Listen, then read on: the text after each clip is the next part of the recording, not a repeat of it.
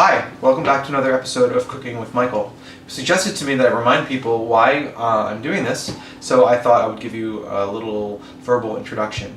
As I've said in posts on thenewgay.net previously, I feel like a lot of queer people don't oftentimes know a lot about how to feed themselves well, and often will spend too much time and energy and money on food that isn't very good for them and not good for the environment.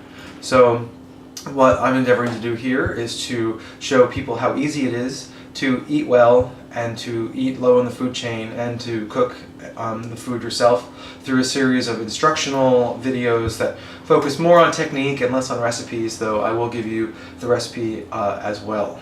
So we're going to make a huge pot of split pea soup today, and all the ingredients that need to be cut up, the vegetables, I've already shown you before, so I'm not going to give step-by-step in this video on any of them, but I'll link back to those other videos. So the ingredients are going to be carrots, onion, celery, fresh garlic, and the final main ingredient will be split peas. I'm using yellow split peas this time instead of green ones.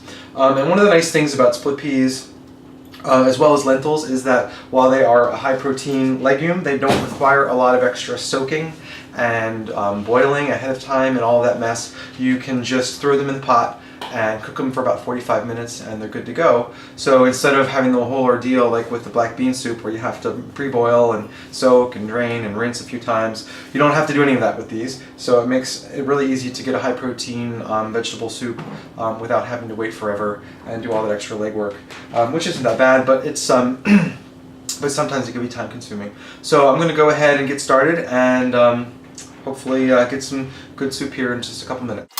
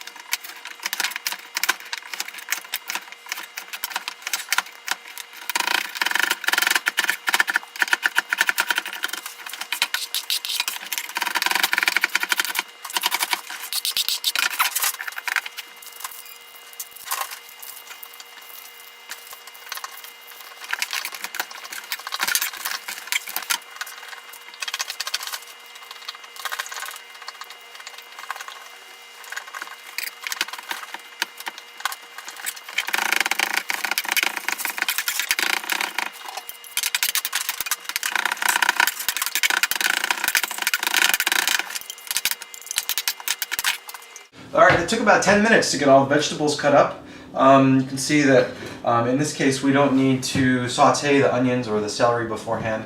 Turns out you can just basically throw everything in the pot all at once and turn it on and bring it to a boil for about 45 minutes to an hour. Or if you have a crock pot, you can toss it in there and put it in overnight or for 8 hours while you're at work. And then when you're done, you'll have a big pot of soup. So I'm going to go ahead and put the whole soup together and get it going. So to put the soup together, it's actually really simple. There's a couple things that you need to know. Number one is that you need to know that for every cup of peas, you need between 3 and 4 cups of water. I'm going to do 4. I think I'm going to do 4. You don't want to get your soup too thick. So I just put in 4 cups of peas into the pot, and that means I need 16 cups of water. I'll go ahead and get that going.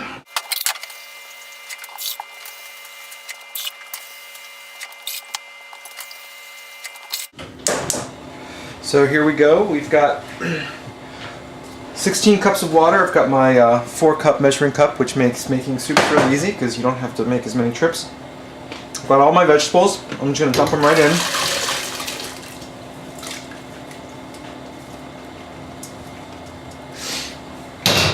I'm going to put the garlic in too now. It doesn't really matter. All this stuff is just going to cook down and the flavors are all going to mix, so it doesn't really matter. If you really want to, you can put some olive oil in the pan first and put the celery and onion in the beginning as well. And then give them a little saute before to try to release some extra flavor, but it's really not necessary. I'm going to put in a heaping thing of salt here, probably maybe a tablespoon or so. And some herbs. I'm going to do, well, black pepper is a must. I'm almost out of that. I'm going to refill that next time I go to the store. Parsley, basil, and oregano.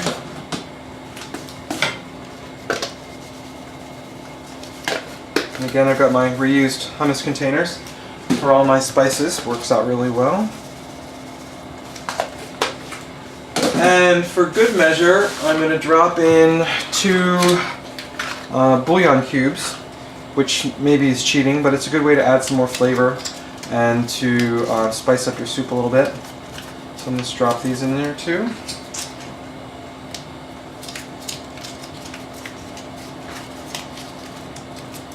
Alright. And then you put on the lid until it boils. Once it boils, you put the lid ajar to let the steam escape. If you wait too long, it will probably overboil a little bit and kind of make a mess, so you got to be a little vigilant about it. But again, if you put the lid on to bring it to a boil, it'll get there a lot faster because you keep all the heat in. And again, prop it to the side when it's getting close. So let's check back in when the soup is getting almost done. So you can see I've got the soup going at a nice rolling boil here. Rolling boil is contrary to a simmer where you got these big bubbles that pop around.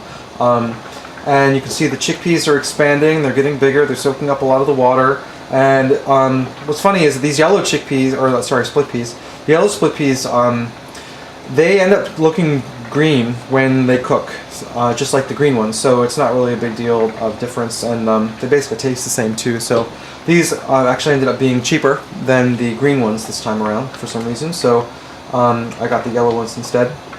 Now, one other thing is that as the split peas cook, they'll start to break apart and float to the bottom. And when that happens, you need to be a little vigilant about stirring it, because if all those pea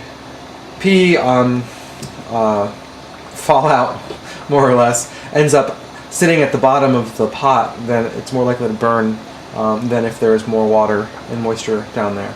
So give it a stir every once in a while, and you can keep it boiling pretty rapidly, or turn it down a little bit if you want, and then just make sure you keep your lid on, but keep it ajar so it doesn't boil over, and just keep an eye on it. And about 40-45 minutes more, and we'll be good to go with a big pot of soup.